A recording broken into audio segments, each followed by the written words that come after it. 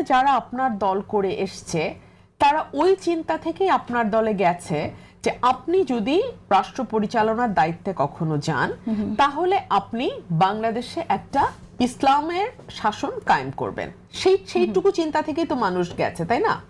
সেখানে আপনি যখন ভোটের হিসাব নিকাশ থেকে আপনি আপনার দলে হিন্দু শাখা খুলেন, সেখানে যখন আপনি একজন হিন্দু ক্যান্ডিডেটকে প্রার্থী করেন, তখন ডেফিনেটলি একটা প্রশ্ন আসে। আপনি যখন রোজা এবং পূজাকে সমানভাবে মানুষের সামনে নিয়ে আসেন, ধরুন এই কথাটি, আমি একদম কথার কথা আপনাকে প্রশ্ন করি, এই কথাটি যদি বিএনপির কেউ বলতেন তাহলে আজকে পরিস্থিতি কোথায় গিয়ে দাঁড়াতো? সম্ভবত ধর্ম অবমাননার জন্য তার নামে মামলা হয়ে যেত। মামলা হয়েছে ইতিমধ্যে, আমরা দেখছি যে সেটা তো অনেক পরে, অনেক জল ঘোলা হওয়ার পরে। কিন্তু এমনও তো হতে পারে যে মামলা হওয়ার আগে তৌহিদে জনতা গিয়েই তার বাড়ি ঘর ভেঙে চুরে ফ্ল্যাট